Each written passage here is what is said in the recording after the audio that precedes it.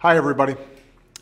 30 years ago, there were 500,000 people behind bars in America. Today, there are 2.2 million.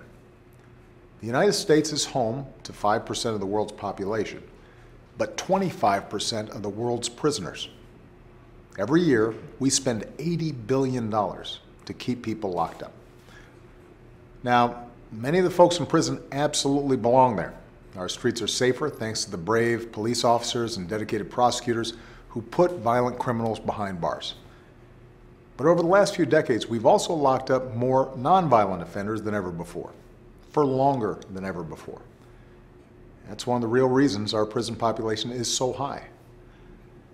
Ever since I was a senator, I've talked about how in too many cases our criminal justice system is a pipeline from underfunded schools to overcrowded jails.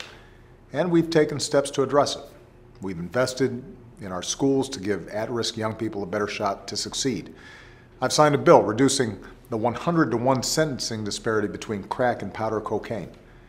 I've commuted the sentences of dozens of people sentenced under old drug laws we now recognize were unfair.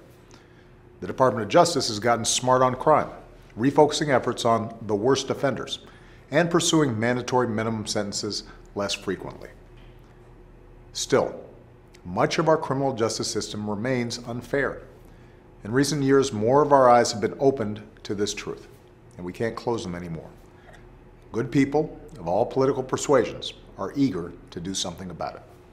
Over the next few weeks, I'll travel the country to highlight some of the Americans who are doing their part to fix our criminal justice system. I'll visit a community battling prescription drug and heroin abuse. I'll speak with leaders from law enforcement who are determined to lower the crime rate and the incarceration rate, and with police chiefs who have dedicated their careers to keeping our streets and officers safe.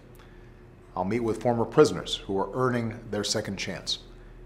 And I'll keep working with lawmakers from both parties who are determined to get criminal justice reform bills to my desk.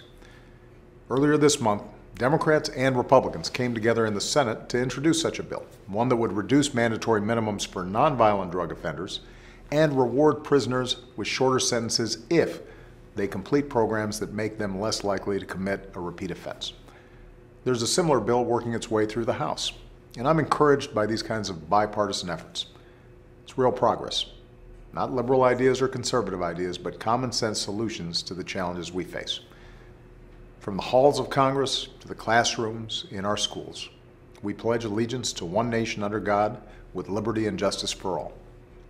Justice means that every child deserves a chance to grow up safe and secure without the threat of violence.